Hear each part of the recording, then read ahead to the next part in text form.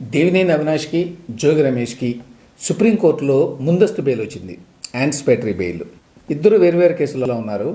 దేవినేని అవినాష్ ఏమో మంగళగిరిలో ఉన్న టీడీపీ హెడ్ ఆఫీస్ మీద జరిగిన దాడిలో నిందితుడిగా ఉన్నాడు.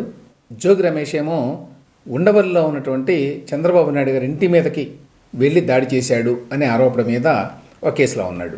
వీళ్ళిద్దరికీ గతంలో హైకోర్టు యాంటిసిపేటరీ బెయిల్ ఇవ్వడానికి నిరాకరించింది. అప్పుడు వాళ్ళు అప్పీల్కి వెళ్ళారు సుప్రీంకోర్టుకి. సుప్రీంకోర్టు ఇచ్చారు. ఇక్కడ ఒక విశేషం చెప్పుకోవాలి. అదేంటంటే ఈ ఘటనలు ఎప్పుడో 2021లో జరిగినాయి. అంటే కేసు అప్పుడు నమోదు చేశారు. ఆ తర్వాత వైఎస్ఆర్సీపీ అధికారంలో ఉంది కాబట్టి ఆ 3 ఏళ్ల పాటు ఆ కేసులు దర్యాప్తు ఏమి జరగదు. అది ఎక్స్పెక్టెడే. 2024లో కూటమి ప్రభుత్వం అధికారంలోకి వచ్చింది. అధికారంలోకి వచ్చిన తర్వాత ఇన్వెస్టిగేషన్లో పురోగతి ఉంది. వాళ్ళు యాక్టివ్గా దర్యాప్తు మొదలుపెట్టారు కాబట్టి అరెస్ట్ చేసే అవకాశం ఉందని చెప్పి ఇద్దరు అనుకొని బెయిల్కి వెళ్ళారు. సుప్రీంకోర్టులో జరిగిన వాదనలో ప్రభుత్వం తరఫున లాయర్లు ఏం చెప్పారు? 3 సంవత్సరాల పాటు వీళ్ళు యాంటిసిపేటరీ బెయిల్ కోసం ప్రయత్నించాల. ఎందుకు? మా ప్రభుత్వం ఉంది కదా, మమ్మల్ని ఎవడో అరెస్ట్ చేసేది అని.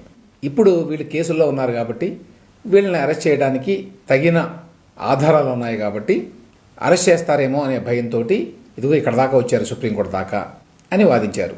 అయినా కూడా సుప్రీంకోర్టు ఇద్దరికీ యాంటిసిపేటరీ బెయిల్ ఇచ్చింది. ఏ బేసిస్ మీద ఇచ్చిందో తెలుసా?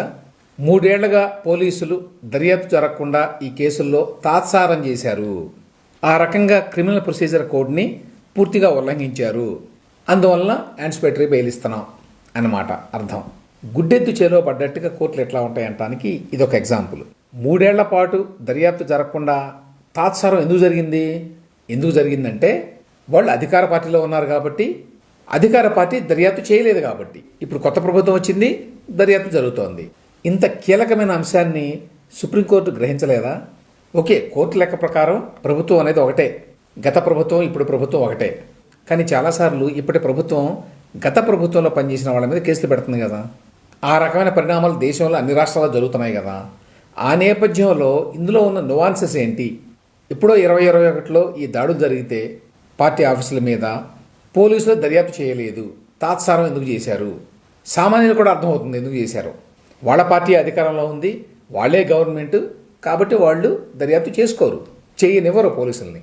ఇప్పుడు ప్రభుత్వం మారింది కాబట్టి దర్యాప్తు చేస్తారు. కానీ ఈ విషయాన్ని పట్టించుకోకుండా 3 ఏళ్ల పాటు దర్యాప్తు జరగకుండా తాత్సారం చేశారు. అందువల్ల ముందస్తు బెయిల్ ఇస్తున్నాము అని సుప్రీంకోర్టు వాళ్ళకి బెయిల్ ఇచ్చింది. సరే, బెయిల్ అనేది ఎవరికైనా హక్కు కాబట్టి దేవినేని అవినాష్కి, జోగి రమేష్కి బెయిల్ రావడం అనేది పెద్ద విషయం కాదు.